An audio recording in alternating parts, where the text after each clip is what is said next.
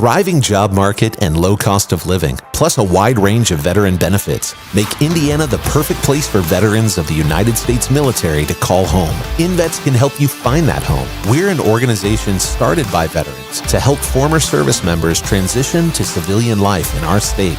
InVets can help you find the community with the career opportunities, housing, schools, and amenities that fit your lifestyle. To learn more about InVets, visit us at invets.org today. They like highlight something later on in the conversation first, and then they double into the beginning. Yeah, there's some good ones out there. Yeah. Well, we're rolling. Okay. So let's hit it. Let's go. Todd, good to have you here. Thanks, dude. So tell us a little bit about Todd. Where are you from? Originally from St. Louis, Missouri.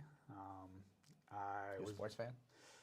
Not of St. Louis. No, if you learn anything out of this, it's that I'm not a big fan of St. Louis. Dude, so I just spent a ridiculous amount of time reading about Anheuser-Busch, AB InBev, that whole. So in one of our assignments at Notre Dame, one of them was like we bought a beer. We were like looking at buying a beer company, and we looked at AB InBev, and of course you evaluate like Anheuser-Busch, and then I read all about the family and how long they've been in St. Louis. And then the acquisition by AB InBev, horrible. Changed like St. Louis. Yeah. Dude. So did you ever like see Augustus Busch walking around St. Louis? Maybe, but it's not that I would know. No, probably we were not in similar circles, I would assume. Oh, okay. Yeah. Somebody one time told me that, you know what, I'm not sure. I don't think he used soap. There was a rumor that some very wealthy family in the beer industry, I can't remember who, washed their hands with Sky Vodka.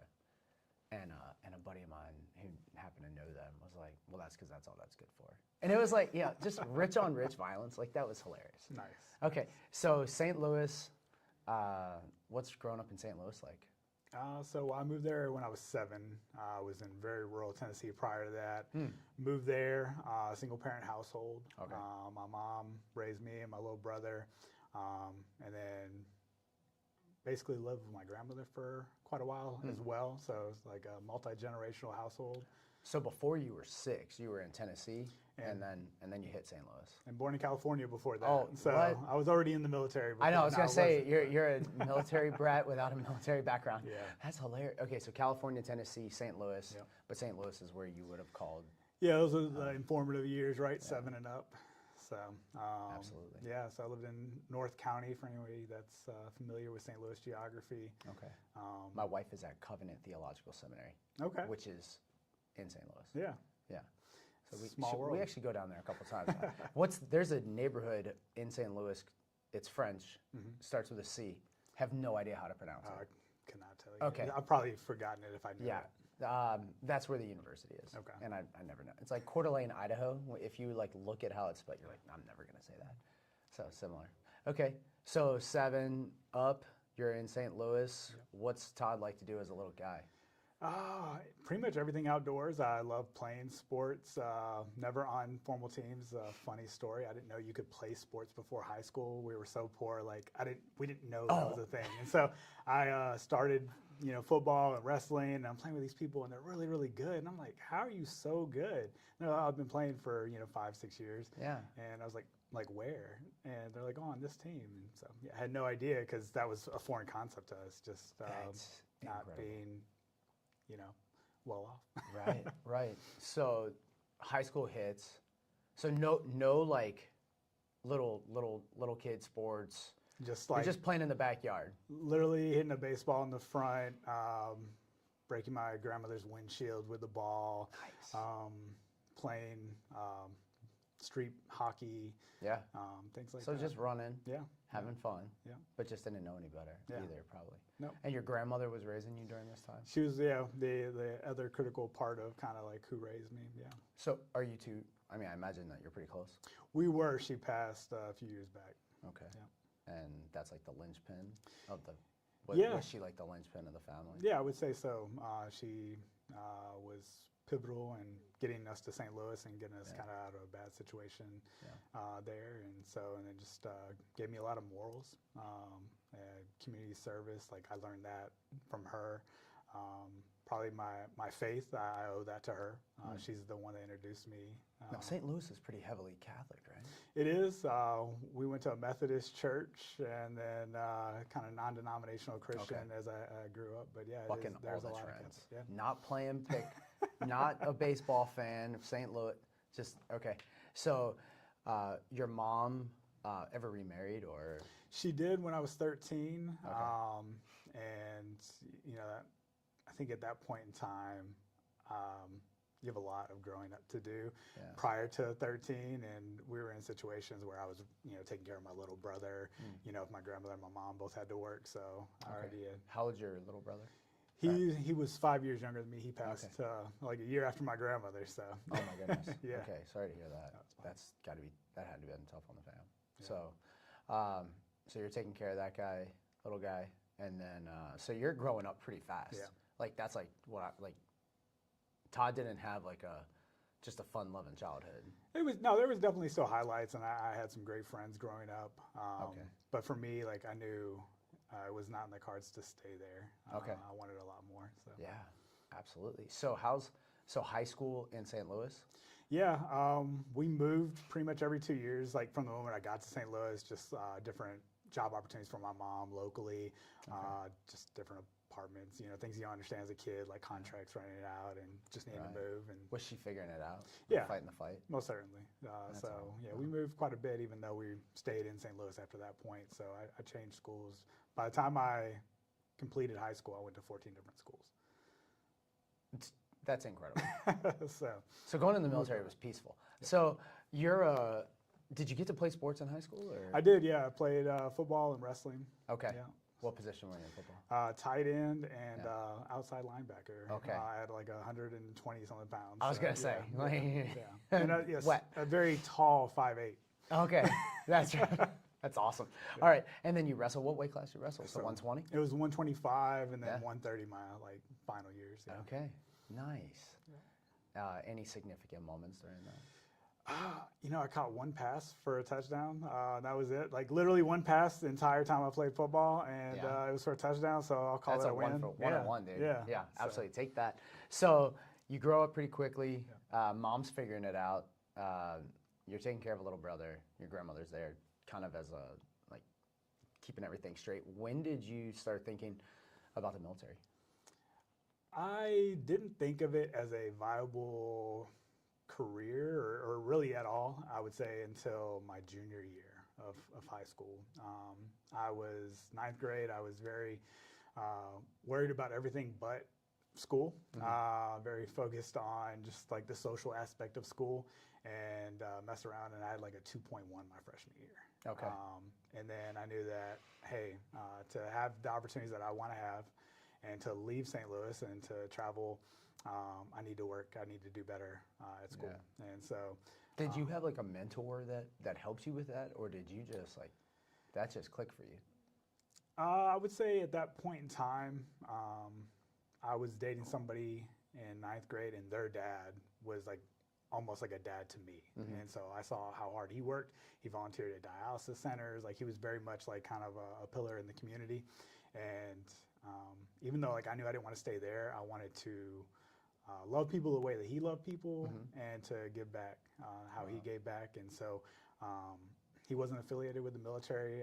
I had uncles that served in the Navy, and so that was my background knowledge. My mom, you know, she wouldn't necessarily bring it up. She was shocked when I came to her and I said, hey, I'm thinking about joining the military. It wasn't necessarily the Air Force. Yeah. That was the beginning of 11th grade. Okay. Yeah. So 15, 16 years old. Okay. Yeah, similar. I mean, I was a disaster as a freshman. Absolute dumpster fire. And actually, three of us made a bet with one another who could have the lowest GPA. That was where our headspace was as a freshman. And it wasn't until what I thought was going to be the beginning of my sophomore year, where it wasn't. It was the beginning of my second freshman year, where it all clicked. And then mentors came into my life. So the school they gave me an opportunity to make up. So like the first half, I was a freshman again, and then the second half, I was a sophomore, and then I was back on track. Okay. But I couldn't play sports. Yeah. But I had a history teacher, Coach Heisey, who I wasn't like fully on board with this change of who I needed to be, and I had a 46 in his like world history class, and I was chatting it up with some girls behind me, and he pointed at me and yelled at me and told me to get out of the class, and then I won't say on camera the things he said to me, but that was the mark of change. He told, basically, in short, he said, if you speak again in my class until you have a 94, like, just, there's going to be some, like, we're going in the wrestling room. He was a wrestling coach. We're going to hit the wrestling room. We're going to hit the mats. And my world shook, and I was, like, I didn't know what was going on. I went back in his class. I ended up making honor roll. And, like, he was the initiation. Like, he was, like, a mentor in that. And then he became my wrestling coach, and I know that he impacted others. A buddy of mine closely, Coach Heisey, was like, he was just young enough where he could still talk to us in our language. And then he was tough enough in the room where, like, when he did a snap down, like, your face hit the mat. Like, it wasn't, like, we weren't kidding. So those early mentors, like, for, like, Lost, it's something that I always, I know exists, and I just continue to kind of pray for and hope for, like, at our local schools, especially because I have 17 and 15-year-old. And parents do so much, but there are others out there who can help step in when we're at work. Yeah, we're at work more than we see our kids typically. Right. So having that full network is so important. So that guy, who you were dating, Dennis. the dad. Have you ever told him that he had that? You know, I never talked to him after I left. Okay. So it's just somebody like I've always thought about and remember him. But no one I ever stayed connected with. Yeah, well, it happens, and then people come and go. We do the exact same thing in people's lives. So you're 16 and you tell your mom, like, you want to go in the military. Yeah, she was scared because What year was this? It was 2000 and like either into 2002, 2003. Right. So she knows, like, had the Iraq initial invasion take place. Okay, so that's what she's thinking of. Yeah, exactly. She's like, we're going full bombs. My son's gonna be okay. Yeah. So that's where her head is. Yeah, I started with the Marines. I remember, like, walking into their office, and that year I was in a, like, nursing program at school. So the first semester you learn, like, nursing principles, and then the second semester you go work and shadow a nurse at a hospital. And so I was like, this is what I want to do with my life. That same girlfriend, her aunt was, like, an emergency room trauma nurse, and I was like, that's who I'd like to be, like, when I grow up. And so I was hoping that I could do that in the Marines, and they're like, yeah, we don't do that. Yeah, they're like, medics? No, that's for the Navy. Yeah, so they were like, yeah, we can't help you. And so I appreciated the honesty. Like, the dude didn't push or anything like that. And, you know, I went to the Army. And then, we could do that. And then my mom, like, talked to my uncles. And I remember having, like, a brief phone call. And they're like, yeah, you don't want to do that. Like, come to the Navy. Talk to the Navy. And I just had, like, a really bad vibe on that particular recruiter. We didn't, like, connect. And then I ran into the Air Force recruiter at my school and talked to him. And junior year, this is still a program. It's called a soft book program. If you commit to join your junior year, then you only have to list 5 jobs and not 10. And so just having that appeal to like have a higher chance to get a medical job was something that kind of spoke to me. So at 16 though, you junior in high school, you're squared away enough to, like, you're reading, you know, who I'm talking to. This recruiter and I, not so much. And you're taking advice. Yeah. Like, you're taking advice from your uncles who potentially saved you from... Possibly, yeah. Like, so if I wouldn't have joined the Air Force, it probably would have been the Navy, but one was on a sub. He served 20 years as well. But being on a sub initially, like, that was not an experience for him. And I was like, I do want to travel. They travel a ton. But being stuck on a ship, I don't think that was for me personally. And so that's kind of like, as I think about that other stuff, the quality of life. I was like, probably the Air Force is going to be more what I want to do and help me get to where I want to go. And did your uncles rip you any? Oh, yeah. Like, it's friendly banter. Still. Yeah. 20 years later. Yeah. Okay. So 2000, so that's 2002, 2003. Yeah. You know that you're in. You give your 5 jobs. You help. Your uncles are probably telling your mom like, "Hey, listen, he's going in the Air Force. Like, he's never going to do anything dangerous. It'll be fine." Yeah, we're gonna fly planes. That's and that's right. gonna be it. Because there's only So, pilots. Yeah, there's only Right. pilots, and so yeah, I remember listing like I had 2 medical jobs.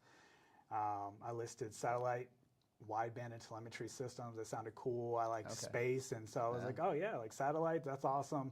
At that time, you know, the internet was very limited, and so we had a book that you could look at the jobs and read a paragraph on each job. And isn't that crazy? You're 17 years old, and you're supposed to pick like what you're going to do for the next 20 years off of a paragraph in a book. Yeah. And like no, you didn't even get to go to the Googles and research this job. Yeah. So, look on Reddit to find out what recommendations they have. Love you, Reddit. Where were you in 2003? Dude, that's wild. Yeah, so 1 paragraph kind of, you know, it sounded cool enough, and so I listed that. And then for the people that did serve in the Air Force, I had 2 bomber maintenance positions on there. How did I not get those jobs over the other ones? Right. They definitely need somebody was looking out for me. So you would have ended up Minot or F.E. Warren. And I don't know if I would have made it to 20 years or I would have retrained. So. Right. Oh yeah. Well, I mean, I think Minot, they'll let you stay there. Yeah. Oh yeah, forever. So, you want to live here? Yeah. Great. Yeah. You can stay. It's kind of like Canon, I guess. Oh, yeah. But Canon's probably better. I think Canon is better. I mean, it's got a better. It also has like a mission that can be fun. Yeah, agreed. Yeah, I mean the PJs are down there having fun. So yeah. Okay, cool. So you pick your job. So what job did you end up getting?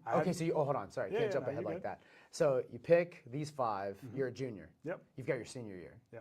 So how are you in school your senior year when you already know that like you're good? So it was still important for me to do well, and after that first like freshman year of just tanking it, I somehow got 4.0s the rest of the time, Really? only to recover to like a 3.12 or something like that graduating. But averages are son of a gun. Yeah, but yeah, it was still very important to me to do well, and also like that looming threat of like, hey, like you have to graduate. If you don't graduate, you're not going. So that's a good point. And maybe you felt like, did you feel like a sense of relief, like? I did. When other people are stressing out about ACTs. like ACT, SAT, college acceptance. Or like, I know I'm not going to school, but I don't know what to do. Todd's just sitting there like, I'm good. I can just focus on. A little bit. So I still took my ACT even though I knew I was joining. I didn't know what I wanted to go to college for, so that was another aspect of why I joined. I knew I didn't want student loan debt. So that's wise. So yeah, so I took the ACT just to kind of see what my score would be, where I would place. But still with the knowing that, hey, I'm going to join, I'm going to serve. But the intent was only to join for 6 years. I did a 6-year commitment.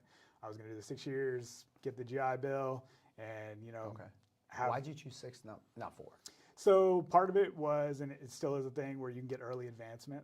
And so you get E3 a little bit earlier. So I did that. And I figured with the training, I was like, it's going to be a year, you know, time frame of like basic training, technical school. And then if I only do 4, then it's 3 years of learning a job. Right. And so I figured it would give me enough time to figure out what I wanted to do and do I really enjoy it. So yeah, it's pretty wild. Dudes that do 4 years in SEER, I mean, the pipeline's a year. Yeah.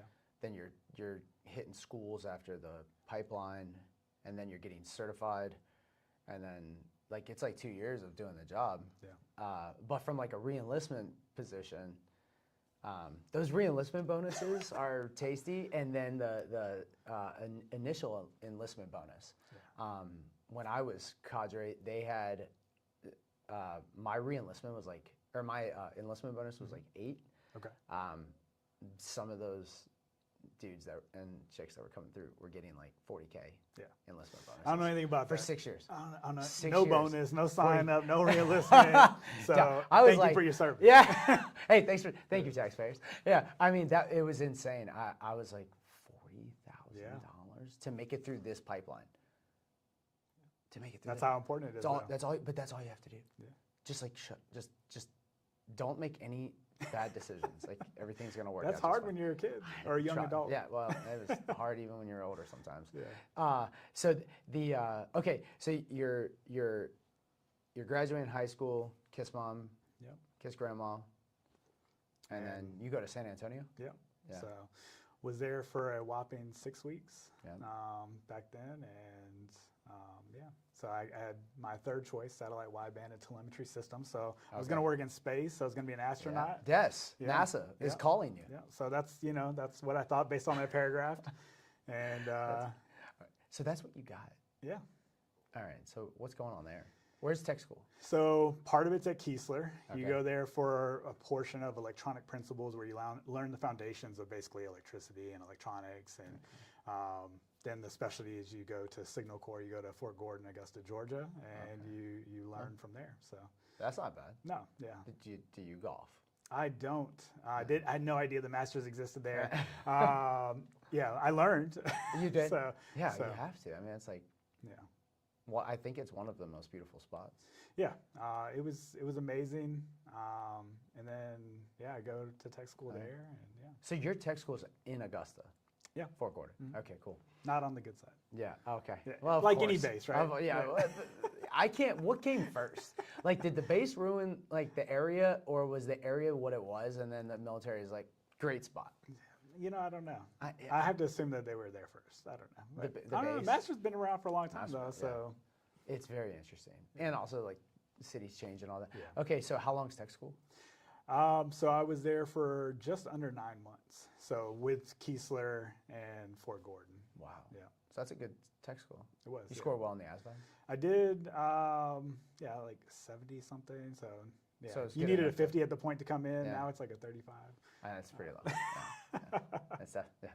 So But we- they we haven't changed. lowered the standards. That's what No. that's what I keep reading It's- in all the yeah. doctrine. Yeah. Okay, so a good tech, because that sounds like it's a pretty heady It program. was. Yeah. I mean, you're not you're not getting smoked. You're like physically, you're getting smoked intellectually yeah. on that kind of program. Yeah, there's like always the threat of failing, right? And so you fail a block twice, you go home. And so you didn't want to fail a block period because Right. you're going to be washed back and then, be held up. And so Right. it was a. Did you have some friends that? Oh, yeah, most Experience certainly. that. And there was people that washed into us. So I washed in our course. So, Okay. Yeah. So you're there. You finish. What are some things you learned that like wazoo information? Well, first I just learned what my actual job was going to be, which was not in space. But it was maintaining satellite and radio equipment. Okay. And how the does bulk somebody of do it. that? So a lot of it is just, portion of it is how to operate it, how to set up an antenna that talks with satellites. Mm-hmm. So that's the satellite piece in the term. But I learned a lot of stuff that I never thought I would, and I've probably forgotten more than I Yeah. ever learned. But like just the frequency that goes on a communication line, Right. 70 megahertz IF, like just random stuff that will stick with me forever because of that. Yeah. So you probably have like an appreciation though for like when we just pick up, our 4G, 5G phone, like that's traveling on a frequency. Yeah. And how it punctures through walls is kind of incredible, I think. Oh, it definitely is. And for me, like the stuff that I learned there, like especially like the troubleshooting aspect, I owe that. Like what I learned there is how I met my wife. Oh, So was she? she was in the Air Force. Okay. And I helped her fix her computer, which the answer is always just restart it. But Right. Not that time. Yeah. Not that. Oh no, it's definitely not working. I don't understand what happened.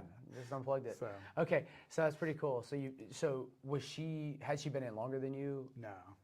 Okay. So that we met way later on in my Oh, career. So, Really? yeah. Okay. So you graduate tech school, and then where do you go? I had an assignment rip to go to Kirtland, New Mexico.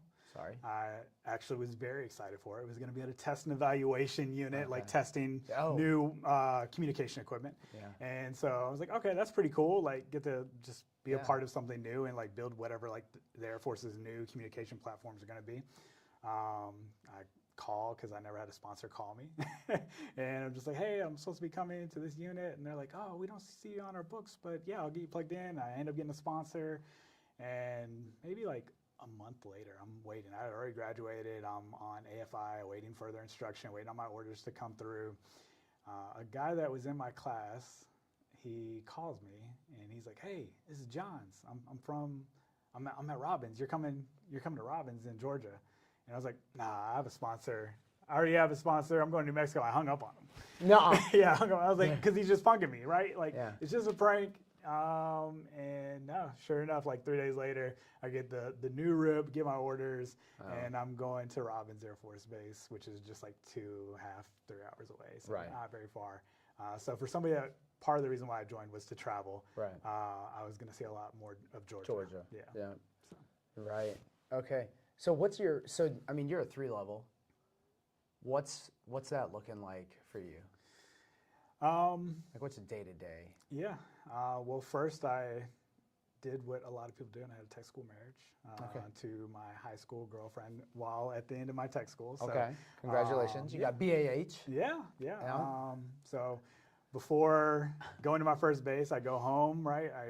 I get her, I get our, some more stuff. We're gonna be squared away, honey. Yeah. Like, this is gonna work. Yeah. And we move, we drive to Georgia, and I show up, and the guy that I was in tech school with, he had a dorm room ready for me because he thought I was single. Oh no. So it was all right. He didn't know. Well, that was nice of him. Yeah. So we got some TLF, temporary lodging, and it was good to go. And then Now, is this the girl who Dennis? no. No. Okay. No. All right. Cool. So high school sweetheart, married. No. Show up. Her like first home with you is a dorm room. Leaving her whole family, Yeah. and this mix up, and into Georgia, someplace neither of us. I mean, she had been like once when I was in tech school, but And did she come to? Your family must have come to basic graduation. They came to basic, and she was there too, So Were she they, saw that. Were they proud of you? Yeah, very proud. Yeah. And you're 18, 19? 18, yeah. Oh wow, that's incredible. So 2000, and this is 2005. that was 2004 at that point where I graduated basic, Okay. and then 2005 graduated tech school. So you bring your wife. Yeah. Do you guys get a house finally? Yeah, so we do off-base housing, and it was all right. So we ended up moving, and then we get a house built in 2008, and the market crashes. Oh yes. So a lot of learning as a young couple. That's a tough one. I mean, because there's no way for you to. No. Like, you can't predict that. No. Like, you can't. No. I mean, so you had a house, but I guess you probably well overpaid. We ended up assumingly overpaying, right? Because they started lowering the houses, like the cost of houses. We were in a new build community, and so like for them to try to get rid of some of these houses, they're trying to they're including more upgrades than what they initially included. Right. They're selling them for cheaper than what we bought ours.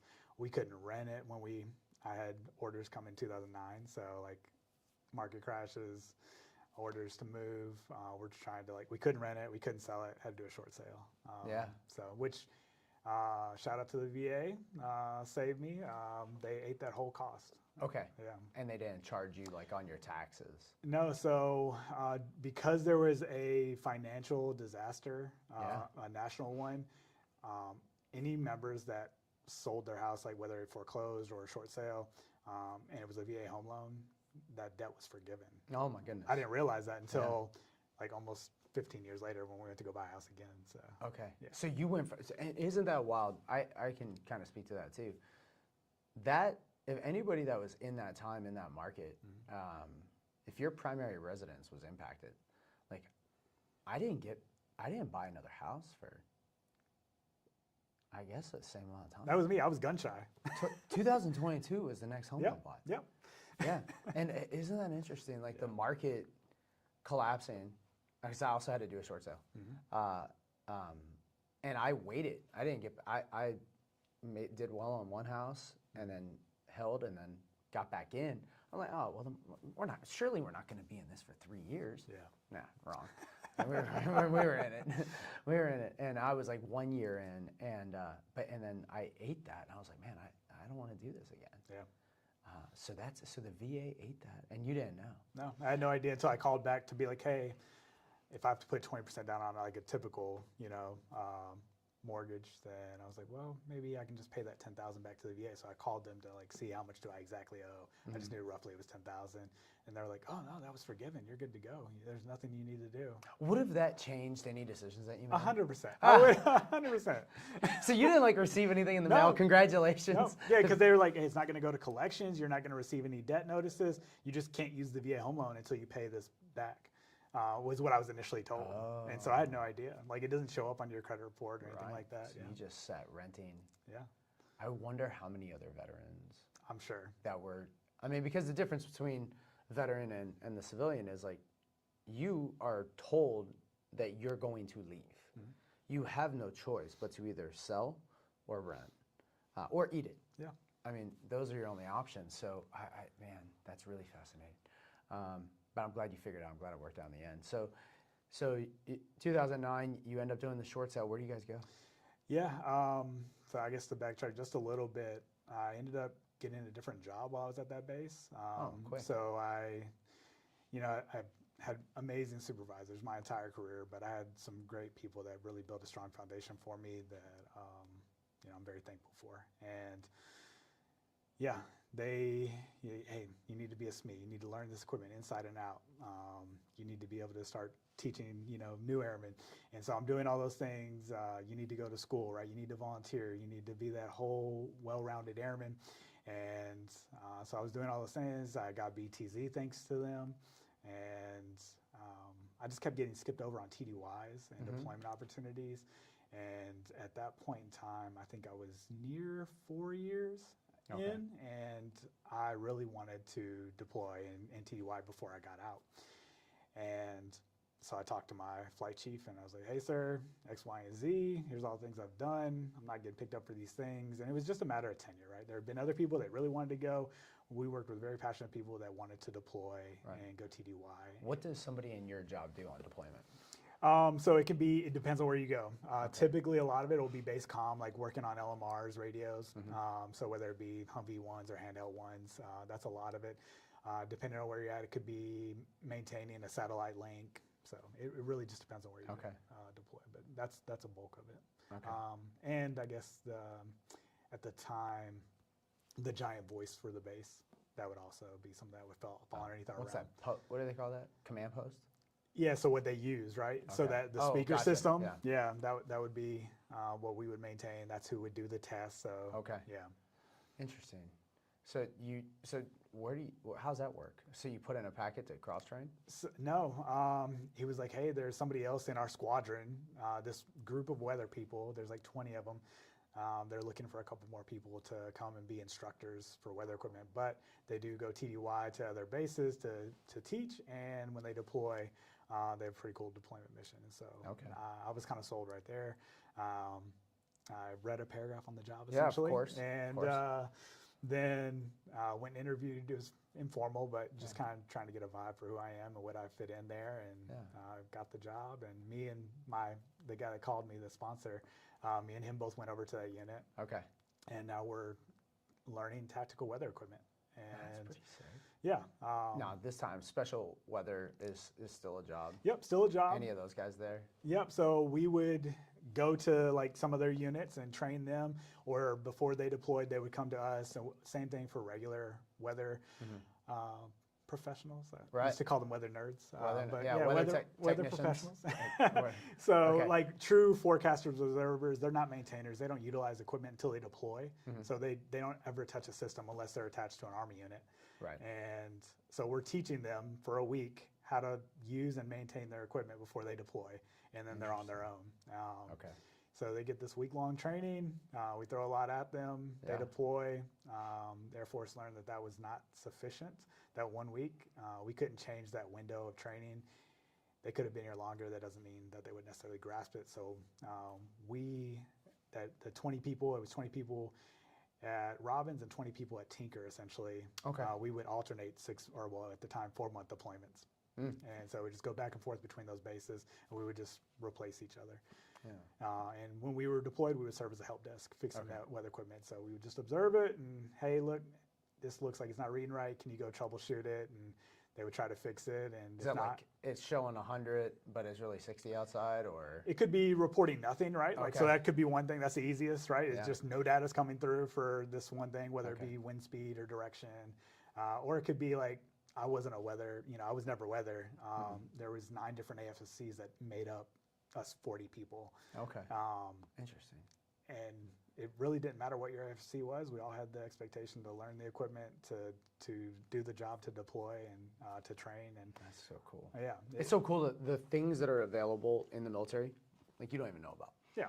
Like you're just sitting around. You're like, hey man, what's going on? They're like, well, hey, we got this over here. And Yeah. you're like, I didn't know. I would have about had no idea. that. That wasn't in the book, right? Like so many things aren't in the book, Yeah. and then you get to find out about it when you're in. That's pretty cool. So, but that was not cross trained. No, you just nope. I still held my FSC. Right. I still tested against satellite weather equipment stuff whenever I went up for promotion. But I just had a cool job that allowed me to go TDY and deploy. Cool. And so, what year is that? Like, So I got into that 2008. Shortly after, I think I maybe been there for 3 or 4 months. Got picked up for deployment, and I think right before that deployment, I got the notice that hey, Robbins and Tinker, they're merging at Hurlburt. And I got asked, hey, do you want to come? And so I was like, yeah, I want to go to Florida. So yes. Yeah, I want to go to Herbie. Yep. Okay. So, where'd you deploy? So we would deploy, our hub was in Qatar.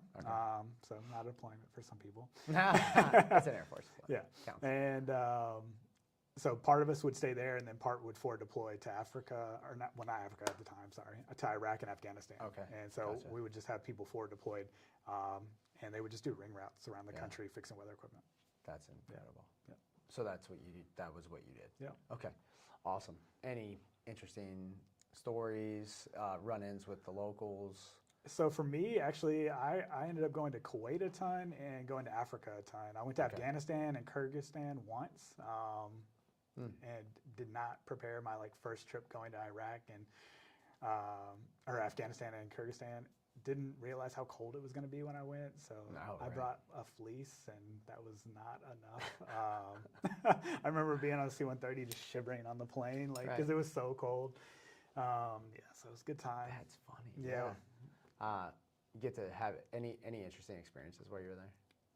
So I think those deployments were a lot more unique than most typical military members, because we didn't stay in one spot. We got to travel. We got to see the best of places, the worst of places. Sometimes when I would, in Africa, depending on where we're at, sometimes we're staying at a 5-star hotel. Oh. And then other There's times. going to be so many people that hear that, and they're going to be unhappy. Oh, yeah. You got to stay in a what? Yeah, and then the other side of that is then we would forward deploy, somewhere else, and then the bathroom is a tube in the ground. Right. So, we saw the best and the worst, and it made me appreciate everything that I did have, especially at Qatar when people were complaining. Right. So. Right. Yeah, it's wild when first time I ever saw the hole in the ground, or a dude lift up a robe and go to the bathroom, it's like a garden, but that's where he chooses to use the restroom. You're like, Yeah, it's a little different. What's going on? Yeah, but the food is amazing. It is, and I'm a very picky eater, so I learned to become adventurous. Okay, nice. Yeah, I think I don't know. My grandmother, she loved roast beef sandwiches. We would go to Arby's. There's nothing wrong with roast beef sandwiches. I hated roast beef sandwiches, and so I remember we were supposed to go to Kuwait, and the plane broke, and we're in Bahrain. Couldn't leave the plane though, so we're sitting on the tarmac. Qatar had a grab and go where you could grab some food, throw it in your bag before you went. And I wasn't really hungry at the time. It was going to be a short flight. I didn't bring food, so fail on me. I learned from there on out to always pack some food. And but my boss ate a roast beef sandwich, and it was so hot the bag had puffed up, and it's just cooking, and the cheese on there is melty. And I was like, you know what, that looks pretty delicious. Yeah, I'll take it. So I fell back in love with roast beef sandwiches. Okay, all right. Thanks, Grandma. So you hit those deployments. What ends up, you end up changing your job again. Somewhat. So at Hurlburt, I had been in that role for a long time. When we moved down there, I started off in test and evaluation, so testing new weather equipment, and it was pretty interesting. I learned a lot of cool stuff about acquisitions that I didn't know anything about. Yeah. And deployed again out of that, and came back, and I was like, hey, I want to try something different. This is when the Air Force had just changed to how you volunteer for special duty jobs. So you used to be able to actually just apply. They moved it to where, hey, you had to be commander nominated, whether that be good or bad. And so I went to my commander and I was like, hey, sir, I got my degree in social science to be a guidance counselor when I get out. And so I think I'd be a good recruiter. Like, that was really dots I connected. Right. And I can guide them to the Air Force. Yeah, I like mentoring and helping people. And so for me, I saw that as an avenue to be able to possibly help people that were in the same path as me without possibly knowing about the military as an option. So did you get your education? So you got your education while you were in? I did. So Undergrad or AA? It was, I had the AA in electronic systems just from the Air Force, the CCAF. And then I got my bachelor's, the undergrad, in social science. Okay. As Nice part job. of that, just have those mentors that are like, hey, to be successful in the military, if you do want to make this a career, you need to have a degree. Yeah. It doesn't necessarily have to be in what field you're in, but you need to have a degree to show that, hey, you can. How long were you in by the time you earned your degree? It was 2014, so 10 years. So it was when I earned it, like when I completed it. Yeah. But that's pretty. I mean, you had a full-time job. Yeah. You had to learn that job. You had to get spun up. You were married. Yeah. So you had that, and then so all within 10 years, you've got an AA, married. You have your undergrad wrapped up, and you're like, hey man, I'm ready for the next. Yeah. And then nothing happened. So this was 2012 when I talked to the commander, I believe, and so nothing happened. I didn't get picked up, and I don't know the reason why. So in 2013, there was an advertisement to be at Hurlburt, they call something different, but the First Term Airman Center, NCOIC. So I went and interviewed for that, and I guess it went well. I got the job, and yeah, so for a year, I was basically in charge of like onboarding new airmen to the Air Force. So that were coming to Robbins. Yeah. To Hurlburt. Sorry, Hurlburt. Yeah. So okay.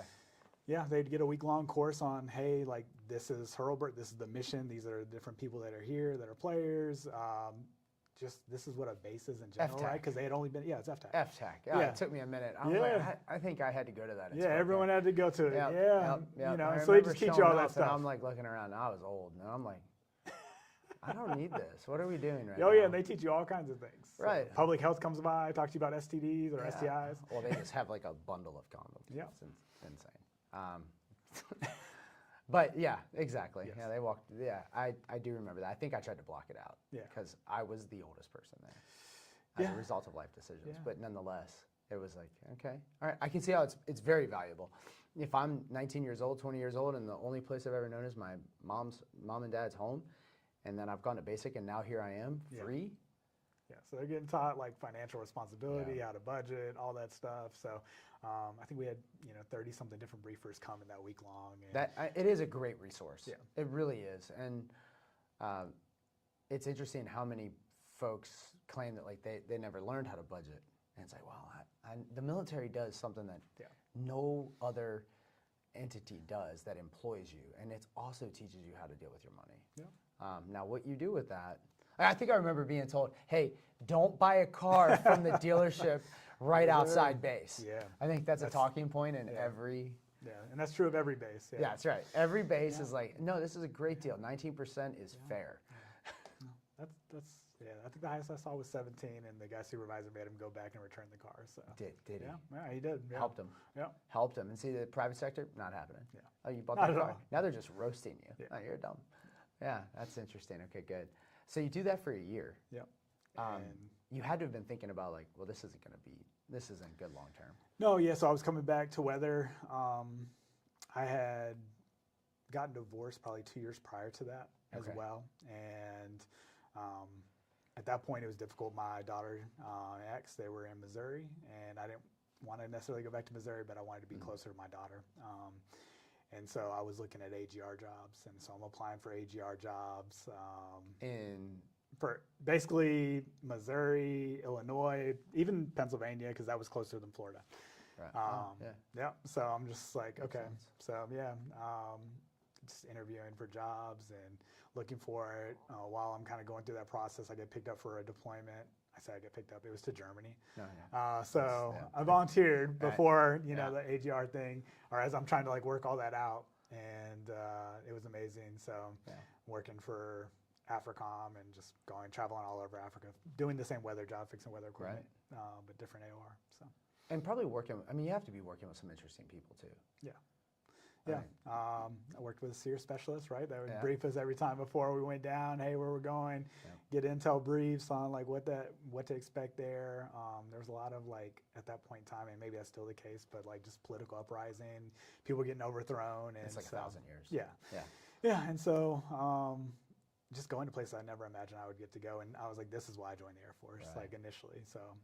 And that was, so just to put that in a frame of reference, that's 10 years. Yeah, at that point in time. And then you got to do, you joined, which there's something to that. There's something positive to that. Like you had to kind of earn the trust, the rank, the knowledge to be able to go out. And you're still only 28 years old.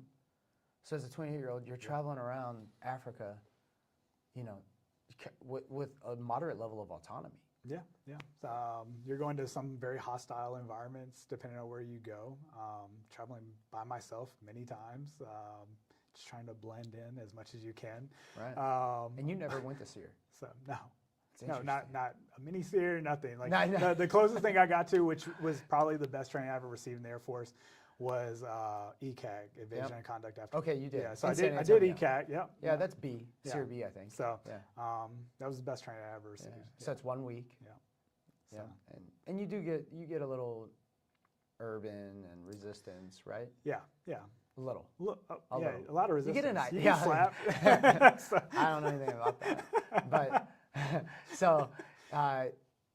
so you did get I mean, I think that's the most relevant because, you know, once you head to SEER C, then it's more like long-term survival and even though it's a great, I mean, I think it's an amazing course, but like you might not need to learn how to make a fire in Africa. Like, you know what I'm saying? Like learning how to blend in and evade is so crucial in that kind of environment. But that's crazy. Okay, so 28. So now you're finally doing the thing. Yeah. And at the same but you're based out of Germany. Yep. And then you're deployed to Germany. Yeah, that's right. And then you're really like doing the thing around Africa. Yep, doing that, and then had an amazing opportunity. A coworker that I used to work with, he was now the IG at Aviano in Italy, and he's like, "Hey, their radar's broken out here. You guys are the closest ones out here. Like, I know it's not your LR, but like, can you see if you can come?" And we talked to the commander, and he's like, "Yeah, I don't care. Like, go ahead." And so we drive our rental car through Germany, through Austria, get to Italy. It's just, you know, awesome to be able to do stuff like that. And that's part of why I like being at Hurlburt so much, right? Is like there's not that much red tape as opposed to the rest of the Air Force, where at the end of the day, you're just trying to make things better. You're trying to leave things better than what you found them. And so we get there, we re-image a computer, and that fixed it. And oh, nice. Yeah, so we get dinner, we come back in the morning, we check on it. It's still working.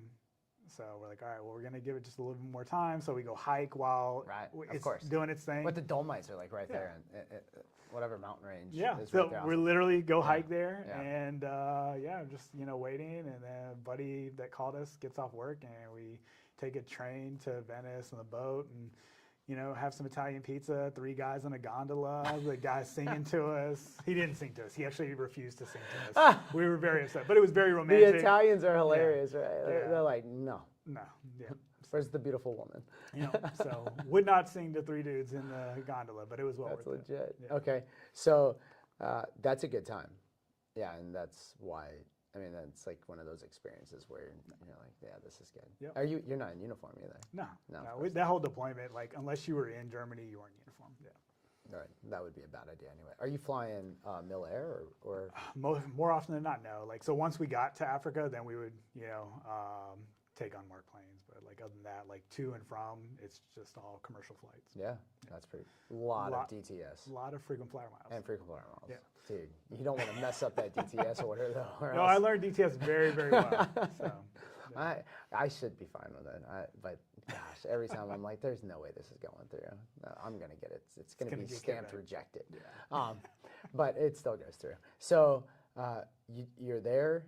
You're at 10 years, and then and now what? You come back? At that point in time, I met a chief back. that was AGR, and she was in finance, and she's like, you should just apply for a finance role. Like, if it's ultimately just you being closer to your daughter and still wanting to serve, like, why don't you just do finance? And so, like, You're like, because you don't need me traveling around Africa if I do finance. I was like, unfortunately, yeah. Like, so, but it was, at that point in time, right, like, it was very, very important for me to get as close as possible to my daughter. And so, I was like, all right. So I applied to, I don't even remember the name of the unit, but it was in Hershey, Pennsylvania. Okay. I was going through that process, and as I'm waiting for the stuff to clear and go through, I get hit up. I got selected for recruiting. So 2 years later, I finally get picked up for recruiting. I get the email. Funny. Yeah. So nothing had ever happened, and then next thing you know, you get an email. Yeah. So I was like, okay, interesting. Yeah. How the recruiting process works is once you clear the initial stuff, there's like a mental health screening. You talk to a recruiting chief, and they just, hey, would you be cut out for it? Does your spouse support this? Because it's, can be a lot of long hours, and so just a lot of that. And so I cleared all that piece, and then they give you a list of, I think I had 45 assignment choices to rank 1 through 45. So I've literally just ranked them in order of proximity to my daughter. And I got the third one. So ended up getting Chillicothe, Ohio. Well, it was actually Columbus, Ohio. I got diverted, but that's another story. We just drove through there. Yeah. Because we went from Indianapolis to New River Gorge. Yeah. Yeah. So, yeah. Chillicothe specifically. Yeah.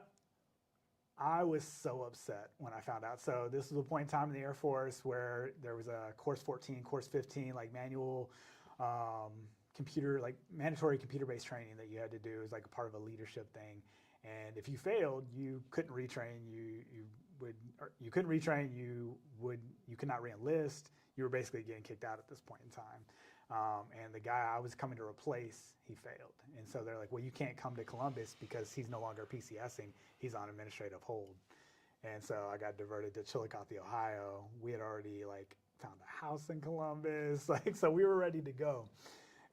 What year? Because is this during sequestration? This is 2017. Oh, 17. Yeah. Okay, So up there. All right, so way made past, it there, you made it past sequestration under Obama. Yeah. And then so 17. Yeah. Wow. So you've already been in now 15, 14 years. Yeah. So I just made tech. I think I was maybe like a tech for a year. We get to Chillicothe, Ohio, and it is very, very rural. Not what we were expecting at all, like for Columbus. And when you say we, my wife and I. Okay. So at Hurlburt we met. Yeah. Okay. And that's what. So you were. Yeah. So we repairing remarried her computer at her. Yeah. Okay. Yeah. Got it. So while at FTech. So. Oh, while at FTech. Yeah. Nice. Yeah. Okay. Now I get it. Yeah. So she's not, but she's serving at Herbie, and you're going and doing your deployments. So she had actually, when I deployed, she had gotten out. Okay. And we really we weren't dating or anything at this point in time. So it was just, this was a girl I was obsessed with. Occasionally she would respond to my texts. More often than not, she would ghost me. And so it's just a girl that, I really found very, very intriguing. Okay. And that's awesome. Yeah, she changed units, and we didn't really stay in touch. I deployed, came back, and just kind of life went on, and then we reconnected thanks to Mark Zuckerberg and Facebook. Yeah, thank goodness. Yeah, and whoever owns Snapchat. And so we reconnected there, but it was like the same thing, send a message, we talked for a little bit, and then it just disconnect. Yeah.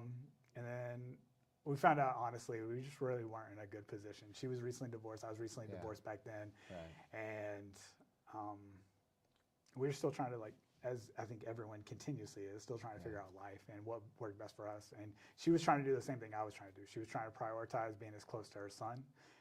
She got it in her divorce. The father got custody of her son. Okay. And so she got out, and she started going to Florida State in Tallahassee. Okay. And so that was put her closer to her son, and we reconnected during that point in time. Wow. And so we had She a FSU grad, Seminole. She, once again, I owe her so much. So we got married. She was in her capstone class, and when we got moved to Ohio, and couldn't do it remote. So she is a capstone away from finishing a sports management degree. Okay, gotcha. Yeah. I mean, I grew up in Ocala, Florida, and everybody's a Gator, basically. Yeah. UF is 45 minutes right around the corner. So I immediately became a Seminole fan as a result of a twisted nature. And it's just Bobby Bowden ended up what a great dude and great coach and then they had like the criminal years, and so it was good times. Yeah, it was pretty wild. Yeah. But I still follow the Seminoles a little bit. But my best friend, some close people in my life, all graduated from Gainesville, and so it's my dad did grad school at UF, so it's kind of an interesting. Yeah. That is a rivalry that is severe. Oh, it is definitely. Yeah. So not as crazy as others. Like what UF can't play Georgia. Like they have to go to like a neutral site. Like this is a football game. Yeah. All right. So she goes. She's punched out. Yep. Student, and then you guys get married. So my wife was going to Columbia University. I proposed to her, and we're getting married. We got married after her semester at Columbia, and this was like a family dream. Like she made it. She's in the Ivies. Yeah, it's all good. it's insane. Her future's set now. And then she's like, well, Mom, I'm going to transfer to Washington State University to be with Jesse. And that caused attention in the house. She didn't finish because she was on ROTC. Okay. So that's what made even, Columbia even more, because the government is footing this bill and paying her BAH and in New York City. And she chooses to go to Washington State and be closer with me. Yeah. These women are amazing. Yeah, spouses make great sacrifices. Yeah, amen. So so now you end up in. So we're in Chillicothe, Ohio. Nowhere, Ohio. Nowhere. Yeah, there's. I think the population was like around 20,000 people. I knew nothing about it. I tried to Google Chillicothe. I couldn't even pronounce it correctly when I first got there. I'm glad you've said it. Yeah. I've just been reading on green signs. It's not Chillicothe. It's right. Chillicothe.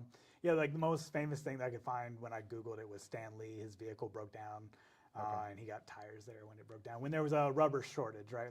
During the war, and so he met some girl that was the daughter to somebody that was able to give the little special piece of paper to allow that person to get tires. So wow. Fate. So, but that's what Chillicothe was known for. That's something. Yeah.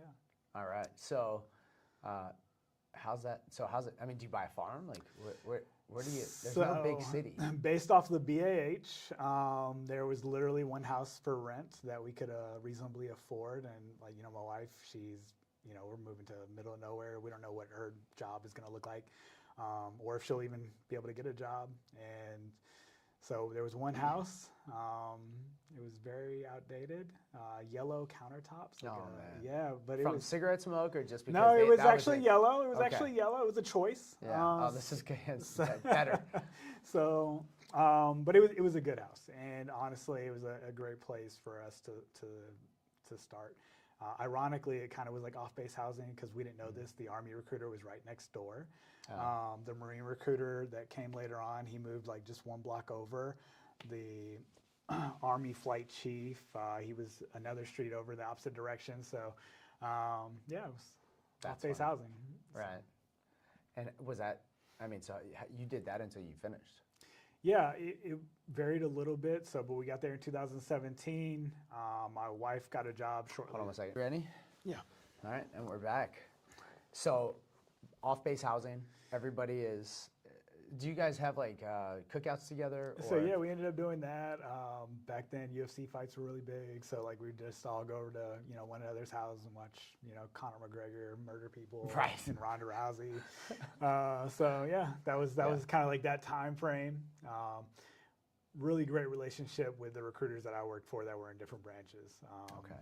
Not the case for some of my coworkers. So. Okay.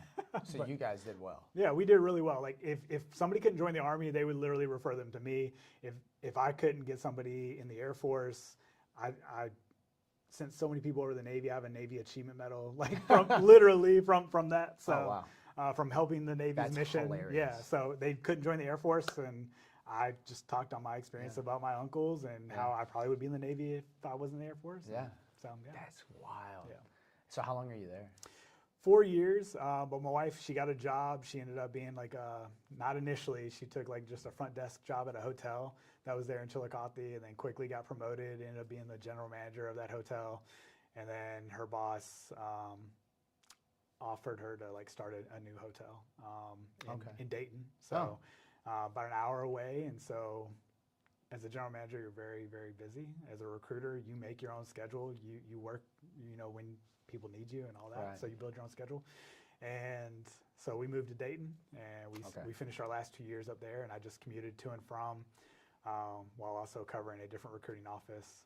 So we were all very busy, but it was good. Wow. And then COVID happened. What do you think about Dayton?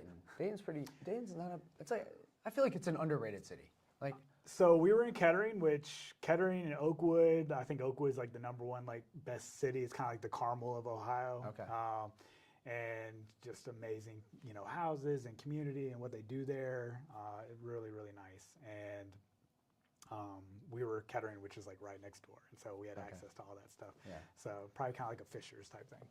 And so we personally loved it there. We have this amazing house that we just really, really enjoyed. So we weren't home very often until COVID happened. And then we fell in love with it because you couldn't leave. so how's the general manager position during COVID? Hotels didn't close, right? So occupancy did obviously go down, but they went to like bare minimum staff. So it was basically like a general manager, assistant general manager, and a couple room attendants, and it was just very busy. Wow. So because they went from maybe like having 20 people to maybe having 5. Yeah, and I mean Dayton has a lot going on. I mean University of Dayton, you have. There's another university there. I can't. There remember. is, I can't remember it either. I think Kettering has its own. I think there's like Kettering University too. Okay. But and then there's a lot of people that just come there to like construction workers, so like building up the city. Yeah, it looks like it's building, right? Like it. I mean, Cleveland's kind of similar. I mean, there's parts of Cleveland it's like nothing's happened for a long time, and then there's parts like downtown where you're like, this is actually a really nice little city. And then the waterfront. So Ohio's kind of interesting in that respect. And then recruiting, what do you guys got? I mean, you're like standing down for 6 weeks. So the recruiting mission really never stopped. We didn't know what that was going to look like, how people were going to go to basic training or anything like that with COVID occurring. But we were trying to keep people motivated that had already made a commitment. We were still trying to find people because we knew that ultimately we still had a annual goal to meet. Yeah. So, right. But retention went through the roof. But new folks, they were on hold. Right. They were on hold, and so a lot of times people became flexible because due to their life circumstances, it was more important for them to get in the military. Maybe they had a large family and they needed medical coverage, right? Like so, maybe the job that they were getting wasn't what mattered most. It was just getting the services, and then possibly being able to retrain later on. And so a lot of people became flexible and like, hey, like I'll take the first job that I qualify for that I can get out of here. So they can start their life. So, well, it's hard to qualify for. Right, okay. Yeah, they have that barrier of entry. Yeah, and that's the thing that really surprises a lot of people when you talk about military retention, or just not necessarily retention, but like a talent pool. It's easier to go to college than it's easier to like join the military. Right. So there's no MEPS getting in the way of. Colleges don't care if you smoke weed, right? As long as you're not doing it there in class. Right. Like, they don't care that maybe you have sleep apnea or asthma. That's all things that the military cares about. And so a ton of people are just medically disqualified, and then some of it's just an educational barrier where they can't get a minimum score. Right. So. Right.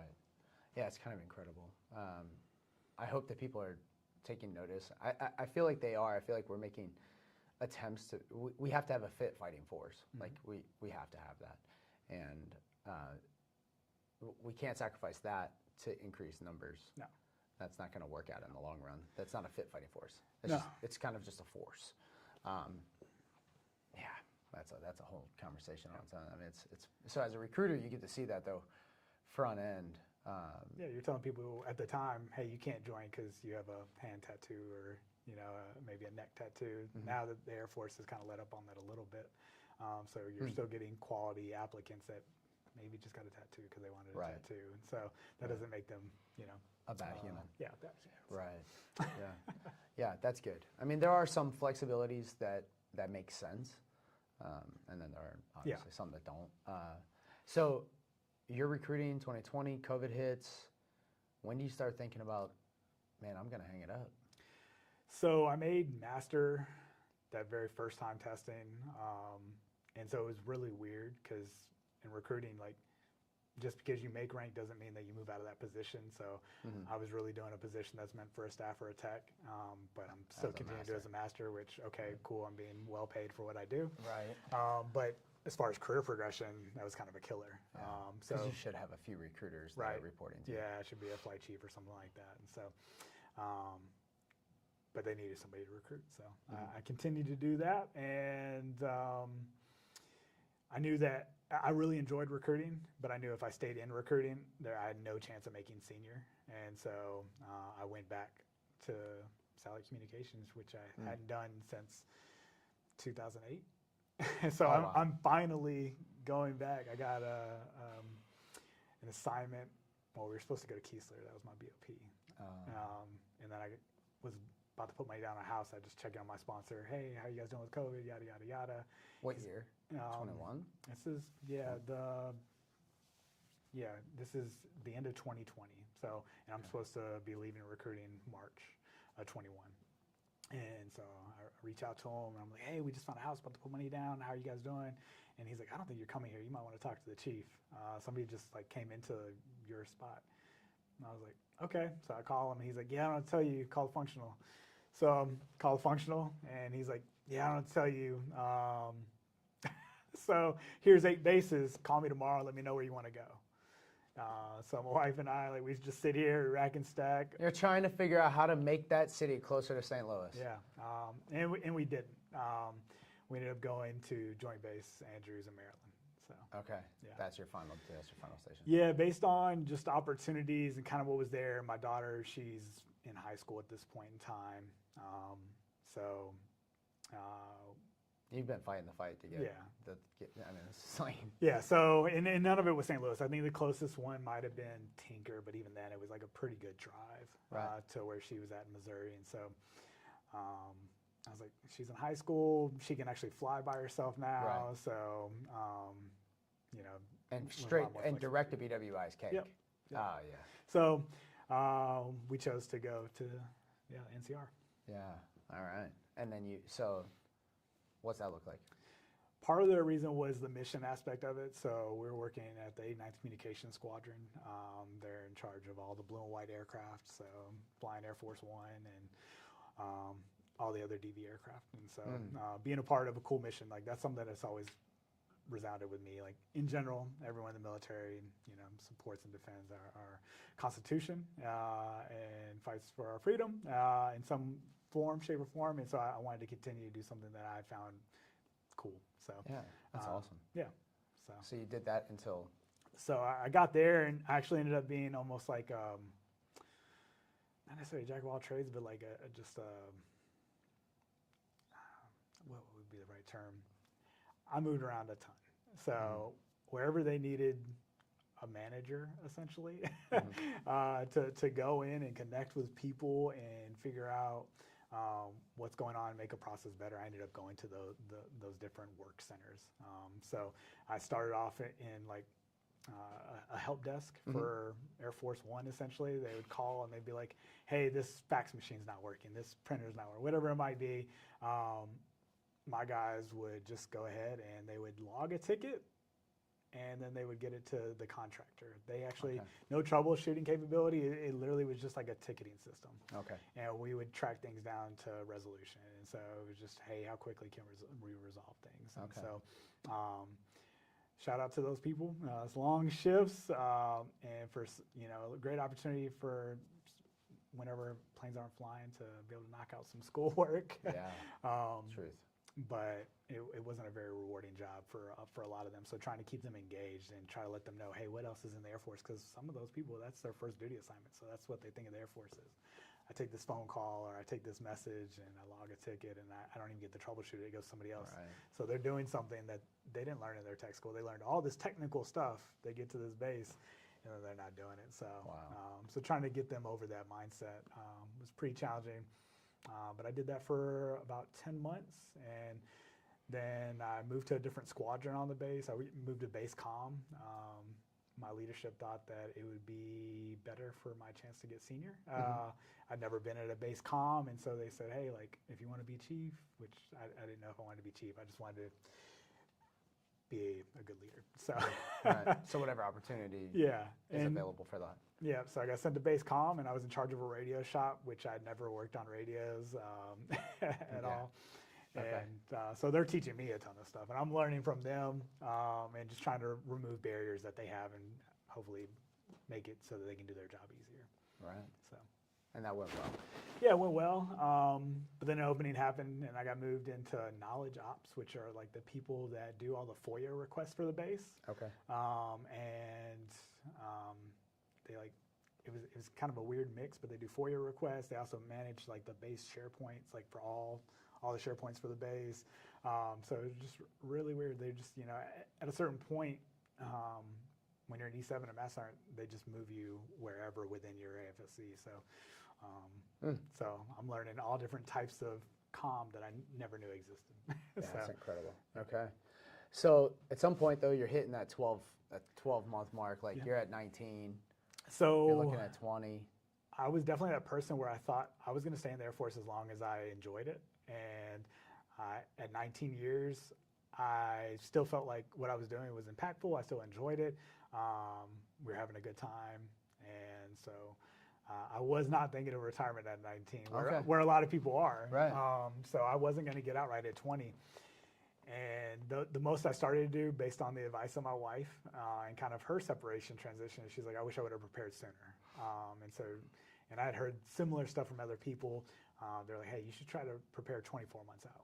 And I was like, that's ludicrous. Right. So I was like, but you know what? Like, I'm going to start doing some of the things. So at 19, you're eligible to take TAP. Yep. So I went to Transition Assistance Program. I just took that in December of 2023.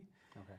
And then 2 months later, my wife gets hit up for a job opportunity from that previous employer. They're like, hey, we're starting a hotel management company. Want you to come and be the VP of HR. She had moved into HR after leaving Ohio. Oh, wow. And so she was in a VP role in Maryland. They saw that, and they knew her work ethic and kind of what she brought to the team and a unique perspective of, hey, she was a GM in hospitality, and so you can relate to them on an operational standpoint, but you also know the HR stuff, and you can kind of direct us where we need to go.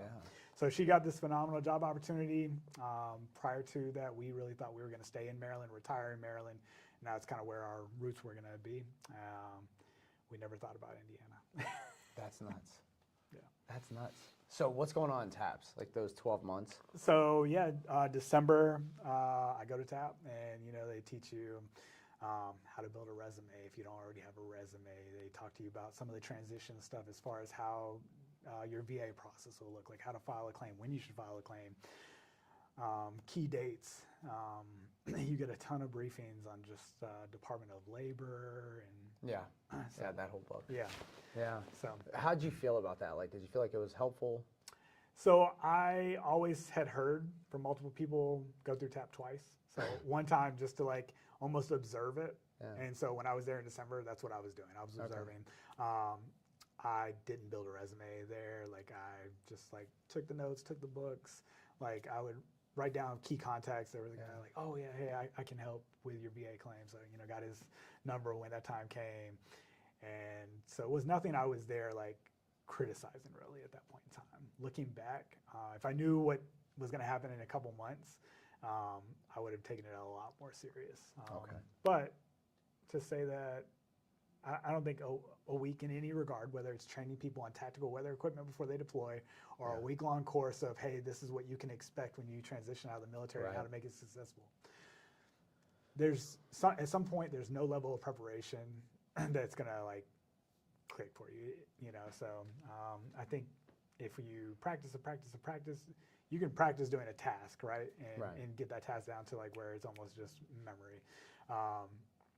But for how to get out of the military, you can write a book on it. But I think the most pivotal thing that people can do at that point in time, whenever they're even just like starting to consider it, I would go off that 24-month schedule, is start building a network, right? Like, so if you aren't connected with your previous supervisors that got out before you, you should. Build a LinkedIn. I didn't have a LinkedIn. So build a LinkedIn, start, you know, making meaningful connections on there, and try to find mentors that have already done the thing that you're about to do. Just like in anything else that we typically do, if you want to go do something, you find somebody that's either doing it or has done it, and you pick their brain. And so that's something I wish I would have done more. 100%. Yeah, I know. I did remote taps. Okay.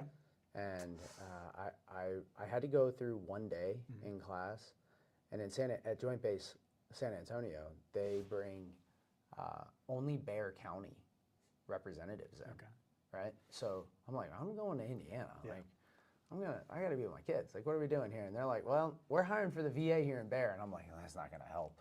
So it was just going in blind and just trying to figure it out. It was kind of incredible. And I did not take the remote stuff. I was just like, click, hurry up. Yeah, it's a mandatory requirement. And I thought that, you know, I had years of private sector experience before. I was like, you know, surely I'm going to be able to figure this out. And I'm serious, dude. Like, I mean, all the places where they're hiring SEER guys, not in the Midwest. Like, so I knew that it was like most likely I was going to be back in my prior employment. Did you know that you were going to use like your talent acquisition, your recruiting? So I knew that I did well in it. So I figured, you know, that's kind of where I would land. I never really had a desire. I learned that while I was there doing like the satellite communication stuff. Like, I didn't care about the intricacies of how stuff worked. I just wanted to be able to get them to work. And it's important that you know how they work to get them to work. But I never found that as an obstacle personally. And so, but I just like computer, cyber stuff, like that really didn't interest me that much. Helping people, connecting with people, that's what kind of helps me. So like I thrive off of helping other people. And so I figured that that's probably where I would land, but I didn't know for sure. Like, that's so awesome. I did a lot of product management. Like that's kind of what my last like 3 years at but at Joint Base Andrews, like that's what that was just managing programs. And so I figured I, you know, might try to get into that realm somewhere. A lot of it was also change management in many ways. So resetting mindsets, how to like, you know, at the base comm unit, we were putting in a ton of networking systems, like new servers and stuff throughout the base. It's a big undertaking. So like, hey, how do we actually implement this? And so I was like, maybe I can do something like that. Maybe I can do project management, program management, change management, some realm of that, of still leading people and helping like get mission accomplished, whatever that may be. But innately, I kind of knew that I probably would still be working with people. And did I know that was talent acquisition? The long answer, not necessarily. But you felt, I mean, it's such a skill that the private sector, I'm talking to a recruiter now down in two Army recruiters actually in southern Indiana, but one of them covers Louisville, but lives in Indiana. And so he's driving 2 hours every day minimum. But I mean, every corporate office is hiring for a person that can prove their skills in talent acquisition. I mean, how much turnover costs? Prior employer that I had, we chalked it up to something around $60,000 per bad hire, and that was not for that's not a six-figure job. But I mean, to have the right people in the right seats is really important, and that's what the talent acquisition folks are supposed to do. So when do you start thinking about Indiana? Like, how's this happen? So February rolled around. That's where my wife had that conversation, where she was offered the position, and then Where was that position? so in Indy. It is. Yeah, Okay. so All it's right. in Indy. That's where they're going to be headquartered. Yeah. It doesn't exist yet, right? There's nothing. Like, it's just an idea. Like, I mean, a pretty solid idea. There's finance money behind it, but they're just trying to put the team together. So this is where she works, though. Yeah. I mean, this is a startup. Yeah, it's a startup. Yeah. So. Incredible. Yeah, it's awesome. And so we knew Indy. We decided, so we owned a house at that point in time. So we're like, all right, we'll try to do this again and not get hurt. Right. So end up selling the house. Everything goes well. But we're at this point in time, we're like, okay, we need to sell our house. I need to apply for retirement. I need to do that. Hopefully I can get a skill bridge. My wife, she had to be here in May. And so this is end of February, March time frame. So very, very quick.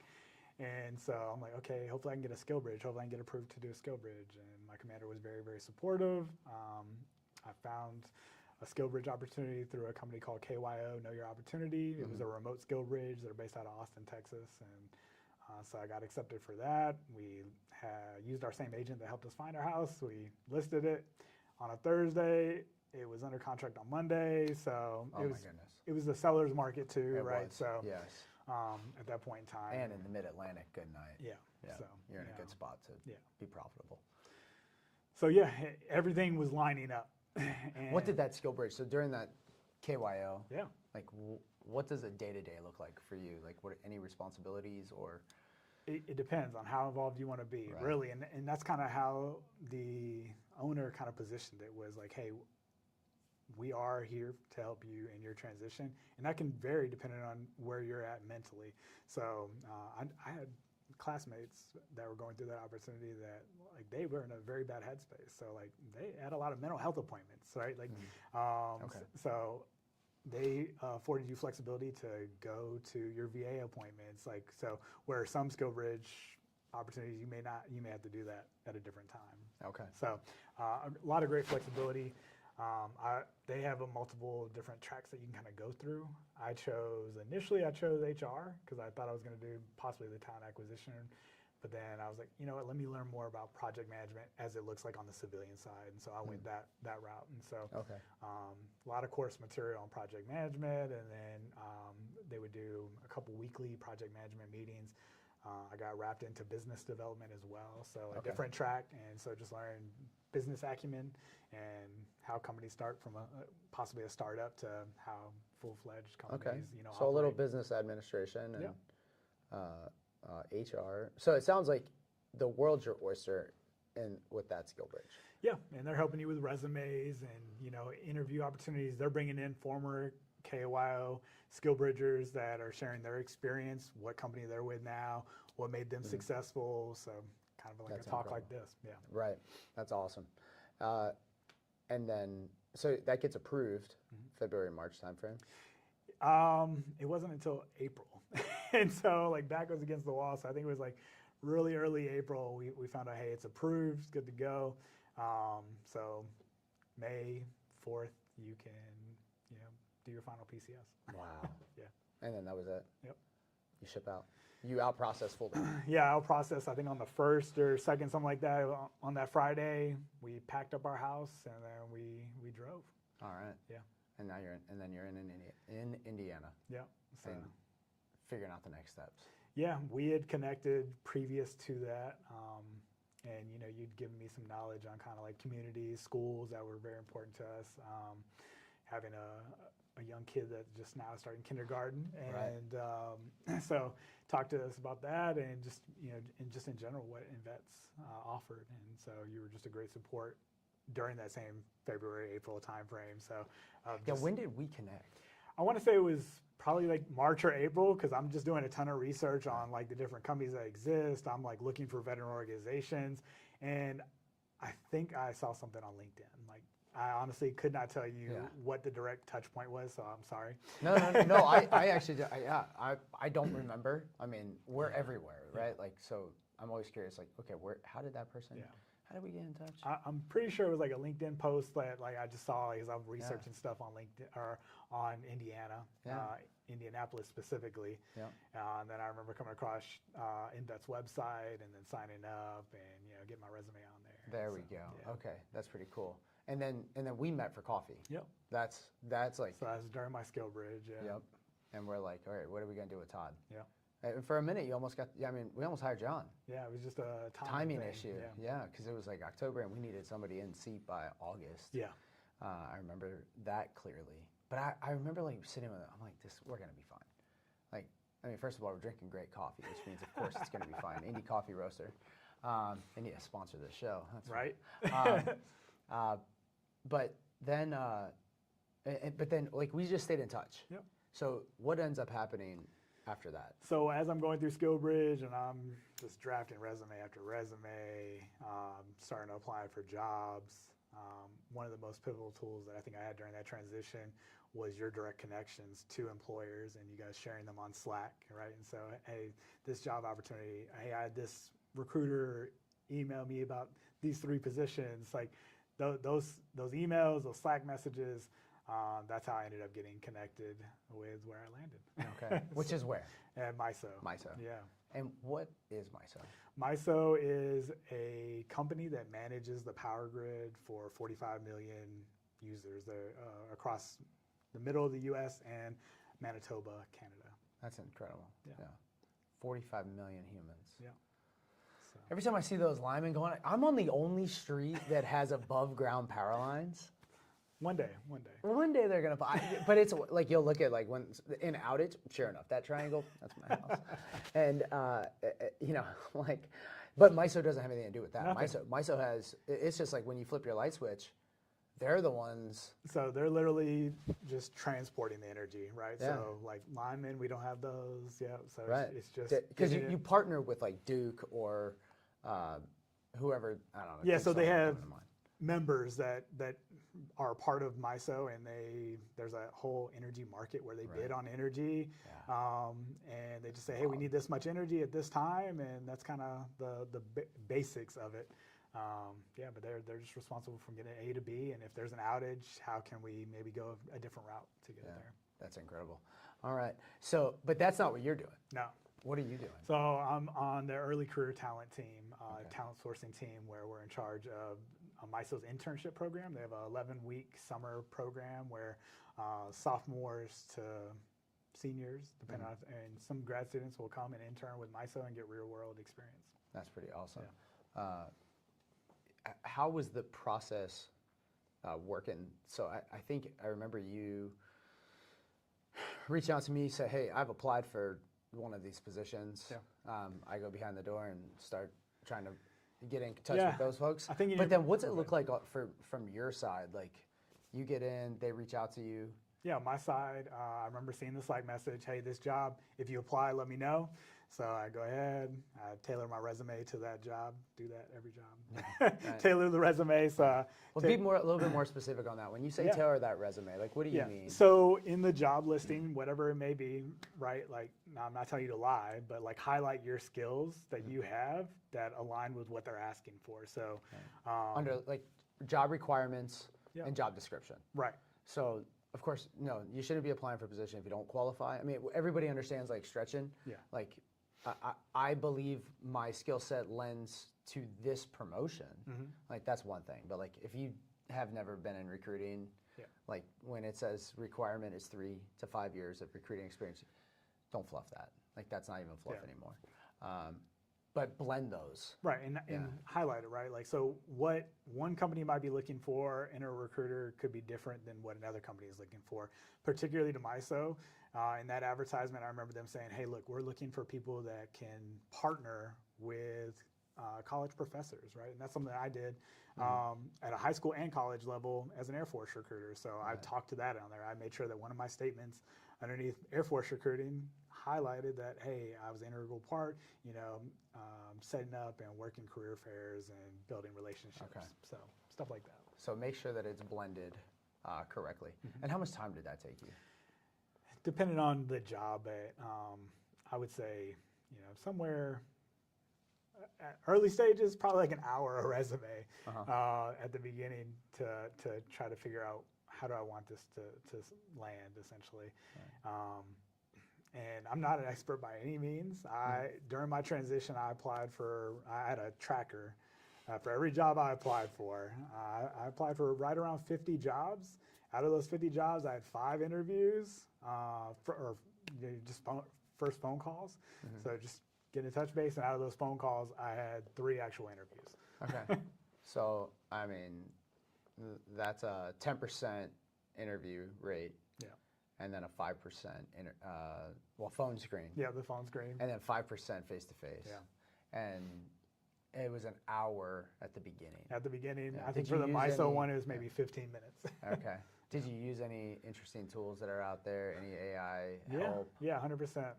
So a combination of, if you're taking your resume and you're taking a job description, then you can say, hey, align my resume to go with this. What it kicks out may not be necessarily what you need. So right. I would do that initially in ChatGPT, and then go back and review it and make sure that sometimes it'd be way off. So make sure that, hey, is it actually what I'm trying to say? Did it lie? Because sometimes it'll pick up on keywords in the job description where it'll say like, hey, like maybe they want somebody with agile experience. And if I don't have agile experience, ChatGPT doesn't know that. Like, they're just going to throw a line on there. It's predicting. Yeah, it's predictive in its nature. And it's, okay, fine. So you need to make sure that you're not doing yourself a disservice, because they're going to ask you about it more than likely on the phone screen or in your interview status. So. Did you line up your LinkedIn profile, like, while you were going through this process, like underneath your name, did you put, like recruiter or aspiring recruiter or talent acquisition? Like, how did you handle that? So I was in a position where I didn't necessarily know what I wanted to do. And so I saw some people, they were like, hey, 100% I'm committed to this project management thing. So, they put, the PMP logo, or if they had the cert, they would obviously put the breakdown. But for me, I think I just had something passionate about people leading and something along those lines. Like, it was just very vague, but true, like to me. I think I had something about like, proud father of 3. Right. Yeah, like, mine was husband, father, servant. Yeah. I recently put, what my actual title is since LinkedIn. That's what I'm there for, and I get it. But under that, I sat through a LinkedIn and ChatGPT like lecture on to help our service members to be able to dial that in. And one of those was like, if you want your people to be helped, then they should be able to use yours as a frame of reference. That's true. And I was kind of convicted on that. I was like, okay, well, I'll tighten up mine so that folks can look at mine and say, all right, here's a good starting place, and then they can hone it in. But so you end up, you go through the how many interviews do you have? So I have a phone screen with Amy. She's amazing. And she just kind of like goes over my resume, talks about the position some more in detail, and talks about salary expectations. And that was really the conversation right there, is maybe 15 minutes. And then she quickly lets me know, hey, I'm going to set you up for an interview with who would be your supervisor and a couple other people for a panel. And I think that happened maybe the next week. And after that panel interview, I had one more interview after that with just a director. So panel? Yep. How many? So it was 2 in person and 2 remote. So it was kind of a unique situation. There's a screen with 2 people, and then, I'm sitting here talking to 2, and so just kind of. And they can each ask questions? Yeah, they just took turns. Yeah. Wow. I imagine that to be a little stressful. It's nothing that a lot of people haven't experienced being in like military, different aspects of whether it be a board or interviewing for say it's I had many other experiences that were very similar to that. So I feel like the military helped prepare me for. That's the interesting caveat, if you will, on military service, is that, you dedicated your time to military service in a private sector, but then the military did give you these very amazing soft skills Yeah. that we have to do a good job at transferring to whatever hard skills they're asking us to have in the private sector. And that kind of thing can freak out some people. I mean, sitting through an interrogation is probably a good, like, yeah, when you can handle that, then it's like, okay, this is a 4-person interview. Yeah. And then you got brought on, and I mean, I know that I've heard nothing but good things about you being there. Thanks. Yeah, so it's great. MISO's been a great partner for us, for veterans. I can say that for sure. Kurt and I continue to get together, and he advocates for us. He's awesome. About as well as I mean, I think he does a pretty darn good job. He's very, very passionate about finding veteran talent and bringing them on at MISO. Yeah, which is really helpful. Is there any other pieces of advice that you might want to give to that next generation that's looking to punch out here shortly? Yeah, kind of recapping, it's never too early to start because you don't know what, curveballs are going to throw at you. Like, so my 24-month schedule turned into an 8-month schedule. So I think right now I see many people, some of my previous airmen and just friends, they have LinkedIn accounts now, and they're sharing their work achievements, right? Like, so they're using LinkedIn now while they're serving. I wish that's something I would have done. Yeah. So if you're still in, do that. So you're already going to have a larger network. Most people get hired through somebody that they know, some touch point. Like, I wouldn't be at MISO if it wasn't for you. It's like 100%. Yeah. So, well, we have to be the eyes and ears on the ground. I mean, that's like what I tell the team. That's our job. Like, you're not here. That veteran's not here, or that service member's not here. So our job is to be that eyes and ears, be that early stage network, that connection, and then from there, you guys are gonna do your job, do your part to take the ball and run. Yeah. We're having our first that summit June 4th, right? The purpose there is to help bridge that networking gap for service members. Okay, so we've been the eyes and ears, but now you can come and hear from this panel of folks who can share their experience, both the business side saying here's our best practices, and then the service members like you sharing here's my best practice of transitioning out and how I landed in a good opportunity. We want this to help that that person that's 12 months out right now that hears it, and then they're like, oh, okay, cool, like from the horse's mouth, here's what I need to do. Yeah. So. And I think at that point, so you found the opportunity, and then when it goes to the service members, like you said, the ball goes to them. Being able to tell your story and have it relate to whoever you're interviewing with, so being able to talk to that, I think is what set me up very well with whoever else I might have been competing with for this role. Right. No, and it's very competitive. So, that's one thing. Never is there a time where MISO gets one applicant from us. I mean, so that doesn't include the unknown who are dropping their resume through the portals that MISO has, or any of the companies. USIC is another great partner for us. Yeah. Anytime when I can communicate directly with the recruiting staff is when I have a good relationship, and that's always that's first and foremost for us. So, huge. All right, my man. Good stuff. Yeah. All right, dude. Appreciate you. All right. Thanks for coming in. Yeah, no problem. That was awesome. 3 very high life stressors would be losing your job, your healthcare, losing your home. That's happening all at once to transitioning service members when they're getting out of the military. That's where InVets comes in, where you know everything on the back end is taken care of and you can focus on transitioning well. InVets is a 501c3 nonprofit dedicated to helping transitioning service members and their families find great careers and communities here in Indiana. The way we usually connect with veterans is in-person events. They are assigned to a case manager, which is one of the 5 veteran engagement managers who are located in 5 regions around Indiana. They'll really work hard to connect with them, and then they complete the profile in more detail about the types of careers they want, the skills they have, where they might live, do they have a spouse. So it's a very personal service, and we try to match them with the right career, and we try to match them with the right community. We take our job seriously, understanding that we're not selling somebody a thing, we're helping somebody move into the next phase of their life. That's not lost on us. We are not moving one person, we're moving a whole family, and every member of that family has a different need. We try to have those open discussions about everything. So what we realized was just helping somebody find a job when they get out of the military isn't enough. There's got to be more to it than that, especially if we want to create lifelong Hoosiers.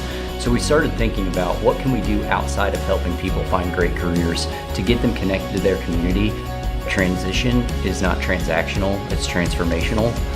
And it's something that we talk with our staff about all the time. We cannot look at transition out of the military as a transaction of leaving one job and going to another. It's a transformational moment in somebody's life, and we hope and believe that should be Indiana. And once they're here, we remind them that we're here for life. So if there's anything that you need once you've gotten here, you're looking for a volunteer opportunity, a way to get involved in your community, or you just need some resources for things that you're trying to take care of, whether it's some of your veteran benefits, you can reach back out to us and we're going to put you in contact with the right people to get you taken care of.